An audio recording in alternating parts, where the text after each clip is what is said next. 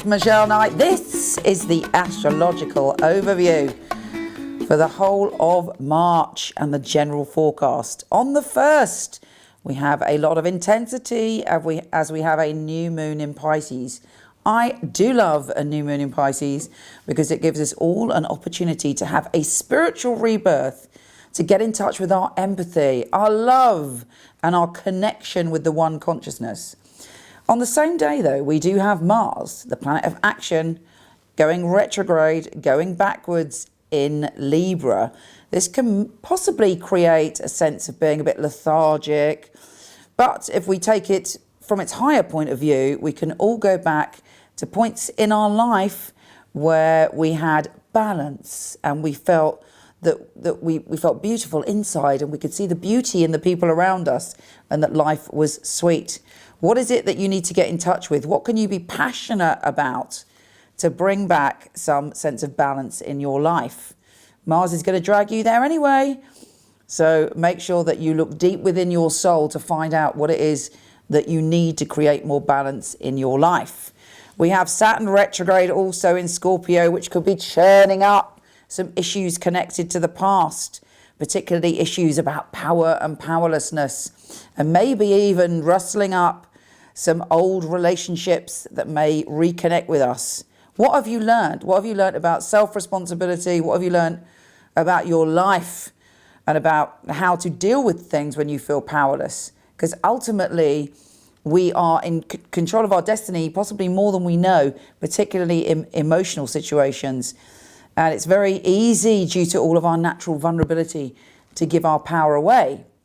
But once we come into our power and we understand that we are all one and we all have different karmic contracts with each other, we can handle situations that push our buttons in a new and powerful way. Partly using that Scorpio energy to look into the deep vulnerability in other people. People react because they've got a wound normally. We have Venus entering Aquarius, which is actually quite perfect because Venus in Aquarius is quite good at detaching and loving everybody unconditionally and seeing the brotherhood of man. Jupiter goes direct, thank goodness, in Cancer on the 6th. So there's a bit of a sense of relief, actually, and a sense that we can move forward and get our good fortune from nurturing other people and nurturing ourselves. And it's a very, very good month to take care of yourself, particularly when it comes to what you're eating and when it comes to your family and your home. We have a grand air trine with Moon in Gemini, trine Mars in Libra, trine Mercury in Aquarius, trine Moon in Gemini.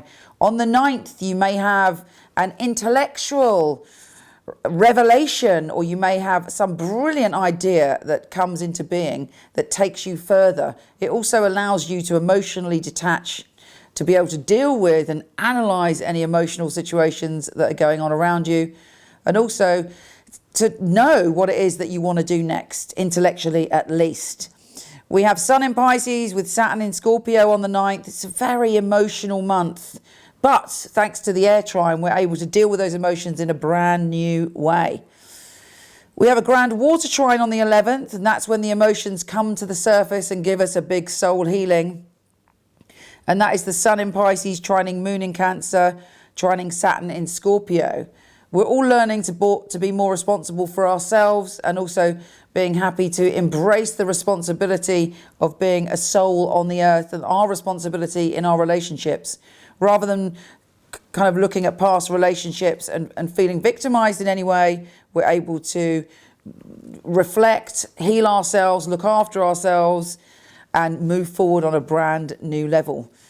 On a deeper level, we're also moving to a time where we need to be much more open to each other and to humanity as a whole, and to help each other out. And this month's got a lot of that vibe. When we help other people, we are energized, and it literally, scientifically, makes us feel much better about ourselves. It is the way forward. It seems to be that recently there's been a lot of news headlines showing terrible issues in society, like this neck nominate, where people have to encourage people to do something dangerous, and the craze in America where people have to punch the most vulnerable person in the face. This is not the society we want. And the universe is saying to us, you know what? We have the, no, see, look, even the parrots had it. We have the power to change our attitude, and we have the power to be viral, and we could send some viral love bombs out into the atmosphere and into the one humanity this month. Send out some love. Do something fabulous for someone, even if you don't know them this month, and the rewards will be spread around the globe. Now, we also have a mystic rectangle with the moon in Virgo, trine Pluto in Capricorn, sextiling Neptune and Chiron, conjunct in Pisces, trining Jupiter in Cancer, sextiling moon in Virgo. On a universal way, we may see some new ideas coming to us and coming through people that show a new way to be charitable or a new way to help people. A way also for businesses to make money through, rather than this old-fashioned power over greed that is destroying the earth. Some people may come up with some ideas to actually create wealth through helping other people. And I believe there's a big shift in consciousness coming, and you need to learn about that, Rocky. And it's going to be this month. There's a lot of that going on. We also have a full moon in Virgo. So it's a time to go in and to look at the details in our life, and also to emotionally, look after ourselves, but don't be critical with yourself or other people. There's a full planet stellium in Pisces on the 17th. I'm loving that. The empathy is coming out in all of us. Are you listening to me? And spreading the kind of love and connection. It can be over emotional. It is easy to lose yourself in a romantic dream or obsession with that Pisces energy. But if you take it up further and you meditate and you're on it, then you can reach a whole new level of forgiveness for yourself and a sense of being able to transform things in your life. We also have a cardinal grand cross, which may be slightly challenging, as we have moon in Libra squaring Pluto in Capricorn, squaring Uranus in Aries, squaring Jupiter in Cancer, squaring moon in Libra. I would say the middle of the month is when we may see some tricky political situations. Where that's Kiki going, why is that parrot in there? Some tricky political situations where that's more the kind of, intense drama and people wrestling with ideas. On an individual basis, it's all very good.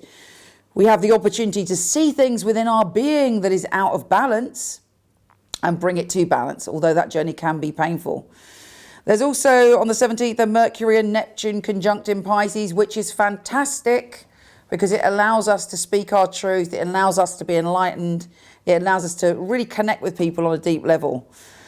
The Sun is entering Aries on the 20th. As an Aries, I'm quite pleased about that. It brings about a great feeling of energy, although Mars is still going retrograde. So perhaps you can't put that energy into action straight away. The Grand Water Trine on the 20th with Moon in Scorpio, trining Chiron in Pisces, trining Jupiter in Cancer is a great healing. And actually, it could be an ancestral healing. If there are problems in your family, or even if you look back in your family history, are there any generic problems that keep going through the family bloodline? This is a time to maybe light a candle, do a ritual, and heal that stuff and let go. We have, I'm worried about the parrot now. Yeah. We have Mercury, Neptune, Chiron conjunct in Pisces, sextile Pluto and trine Jupiter in Cancer on the 24th. So again, lots of water, lots of love, lots of intensity, lots of emotional clearing. And on the 27th, the Moon and Venus are conjunct in Aquarius, allowing us to take a step back and analyse all this fantastic soul healing.